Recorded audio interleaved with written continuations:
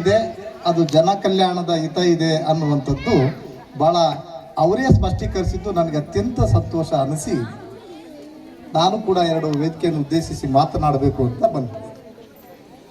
ಹಾಗೆ ಅವರ ಈ ಸಂಘಟಿತ ಈ ಕಾರ್ಯಕ್ರಮದ ಇದು ಎಲ್ಲ ರೀತಿಯ ಅನುಭವ ಇರ್ತಕ್ಕಂಥ ಒಂದು ಸಾಮಾಜಿಕ ಹೋರಾಟಗಾರರು, ನನಗೆ ಭಾಳಷ್ಟು ಮಾರ್ಗದರ್ಶಕರು ಆಗಿರ್ತಕ್ಕಂಥ ಹಿರಿಯರು ಆದ HS ಸೈಯದ್ ಅಣ್ಣನವರ ಹಾದಿಯಾಗಿ ಭಾಳಷ್ಟು ಒಂದಷ್ಟು ಸಾಂಸ್ಕೃತಿಕ ನೆಲೆಯಲ್ಲಿ ಈ ಭಾಗಕ್ಕೆ ಅತ್ಯಂತ ಹೆಸರು ತಂದುಕೊಟ್ಟಂತಹ ರೀತಿಯ ಸೇವೆಯಲ್ಲಿ ತೊಡಗಿಕೊಂಡಿರ್ತಕ್ಕಂಥ ನಮ್ಮ ವಿಷ್ಣುಮೂರ್ತಿ ರಾವ್ ಅವರ ಹಾದಿಯಾಗಿ ಎಲ್ಲರೂ ಕೂಡ ವೇದಿಕೆಯಲ್ಲಿರ್ತಕ್ಕಂಥ ಪರಿಚಿತರು ಅಂತಂದು ಕೂಡ ನಾನು ಈ ಸಂದರ್ಭದಲ್ಲಿ ಹೇಳ್ತಾ, ಮಹನೀಯರೇ, ನಾವು ಸರ್ವಕಾಲಕ್ಕೂ ಕೂಡ ಬುದ್ಧ ಬಸವ ಅಂಬೇಡ್ಕರ್ ಅವರನ್ನ ಯಾಕಾಗಿ ನೆನಿಬೇಕು ಅಂತ ನಾವು ಪ್ರಶ್ನೆ ಹಾಕೊಂಡ್ರೆ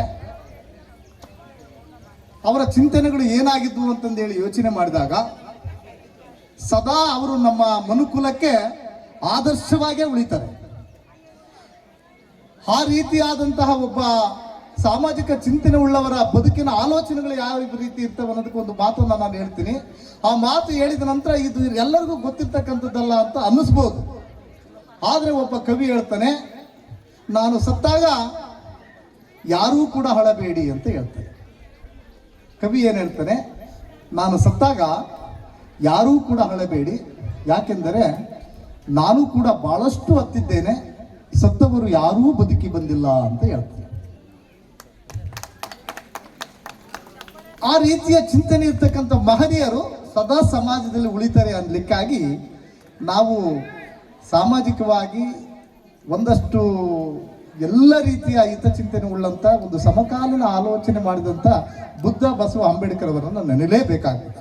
ಅದಕ್ಕೆ ಗೌತಮ ಬುದ್ಧ ಹೇಳ್ತಾನೆ, ನಾಳೆ ನನಗೆ ಸಾವಿದೆ ಅಂತ ತಿಳಿದುಕೊಂಡ ಮನುಷ್ಯ, ನಾಳೆ ನನಗೂ ಕೂಡ ಸಾವಿದೆ ಅಂತ ತಿಳಿದುಕೊಂಡ ಮನುಷ್ಯ ಒಂದು ಸಣ್ಣ ಇರುವೆಗೂ ಕೂಡ ಹಿಂಸೆ ಕೊಡಲಾರ ಅಂತ ಹೇಳ್ತಾನೆ.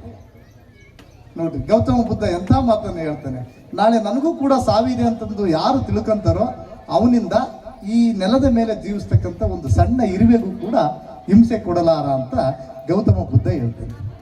ಇನ್ನು ಬಸವಣ್ಣನವರು ಏನು ಹೇಳ್ತಾರೆ, ಬಸವಣ್ಣನವರು ಯಾಕೆ 12ನೇ ಶತಮಾನದಲ್ಲಿ ಅವರೊಬ್ಬರೇ ಇದ್ರ, ಅವರ ಜೊತೆಗೆ ಇನ್ನೊಂದಷ್ಟು ಶೋಷಿತ ಸಮುದಾಯಗಳು ಎಲ್ಲರೂ ಕೂಡ ಇದ್ರಲ್ಲ, ಅವ್ರು ಯಾಕೆ ಮುಖ್ಯವಾಹಿನಿಗೆ ಬರಲಿಲ್ಲ, ಬಸವಣ್ಣನವರನ್ನ ಯಾಕೆ ನಾವು ಉಲ್ಲೇಖ ಮಾಡ್ತೀವಿ ಅನ್ನೋದಾದ್ರೆ, ಬಸವಣ್ಣನವರು ಒಮ್ಮೆ ಹೇಳ್ತಾರೆ, ಏನು ಅವರು ಕಟ್ಟಿದಂತಹ ಒಂದು ಅನುಭವ ಮಂಟಪ ಇದೆಯಲ್ಲ, ಆ ಅನುಭವ ಮಂಟಪದಲ್ಲಿ ಎಲ್ಲರನ್ನು ಒಳಗೊಂಡಂತಹ ಒಂದು ಸಭೆಯಲ್ಲಿ ಒಂದು ಮಾತನ್ನ ಹೇಳ್ತಾರೆ ಅವರು.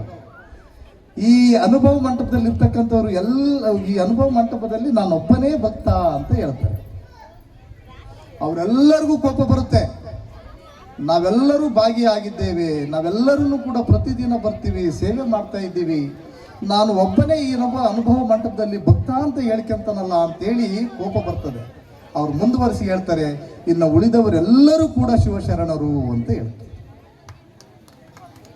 ಇನ್ನು ಉಳಿದವರೆಲ್ಲರೂ ಕೂಡ ಶಿವಶರಣರು ಅಂತ ಹೇಳ್ತಾರೆ. ಆಗ ಅನ್ನಿಸ್ತದೆ ಎಲ್ಲರಿಗೂ, ಪರಿಶುದ್ಧವಾದ ಮನಸ್ಸು ಇರ್ತಕ್ಕಂಥವ್ರು ಈ ದೇಶಕ್ಕೆ, ಈ ಮನುಕುಲಕ್ಕೆ ಒಂದೇನಾದ್ರೂ ಸಂದೇಶ ಕೊಡ್ತಕ್ಕಂಥ ಆಲೋಚನೆ ಉಳ್ಳವರು ಅನ್ನೋದನ್ನ ಎಲ್ಲರೂ ಕೂಡ ಅರ್ಥ ಮಾಡ್ಕೊಳ್ತಾರೆ.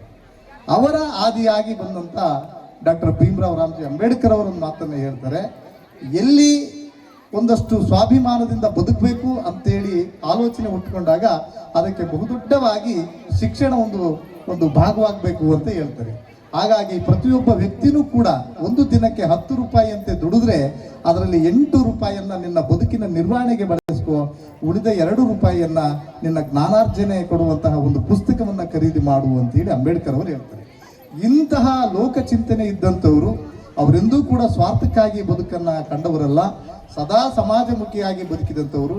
ಅಂತಹ ಮಹನೀಯರನ್ನ ನೆನೆತಕ್ಕಂಥ ಹೆಸರಲ್ಲಿ ಇವತ್ತು ಬಹಳಷ್ಟು ಬುದ್ಧನನ್ನ ಅವರ ಒಂದು ಸ್ವಾರ್ಥಕ್ಕಾಗಿ ಜಯಂತಿಗಳನ್ನು ಮಾಡ್ತಕ್ಕಂಥ ಬಣಗಳನ್ನು ನಾವು ನೋಡ್ತಾ ಇದ್ದೇವೆ. ಅಂಬೇಡ್ಕರ್ ಅವರನ್ನ ಒಂದು ಸೀಮಿತಗೊಳಿಸಿ ಮಾಡ್ತಕ್ಕಂಥ ಜಯಂತಿಗಳನ್ನು ಕೂಡ ನಾವು ನೋಡ್ತಾ ಇದ್ದೇವೆ.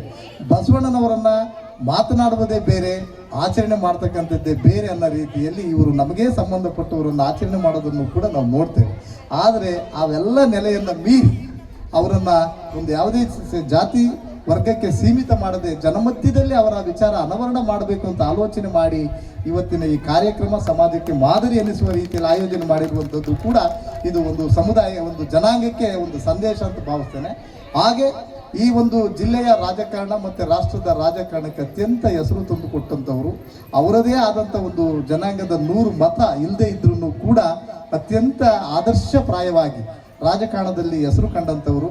ಅವರ ಡಿ ಸುಧಾಕರಣ್ಣನವರ ಒಂದು ಒಡನಾಟ ಇದ್ದಂತಹ ಒಂದು ಸಂಬಂಧವನ್ನು ಅವರ ನೆನವಿಕೆ ಮೂಲಕ ಅವರ ನುಡಿನಮನವನ್ನು ಕೂಡ ಈ ವೇದಿಕೆಯಲ್ಲಿ ಆಯೋಜನೆ ಮಾಡಿರುವಂಥದ್ದು ಅವರೆಲ್ಲ ಸಮಗ್ರ ಆಲೋಚನೆ, ಒಂದು ದೊಡ್ಡ ಸಮಾಜದ ಚಿಂತನೆ ಅಂತಂದು ಕೂಡ ನಾನು ಭಾವಿಸಿ ಇಂತಹ ಕಾರ್ಯಕ್ರಮ ಆದರ್ಶ ಆಗಲಿ.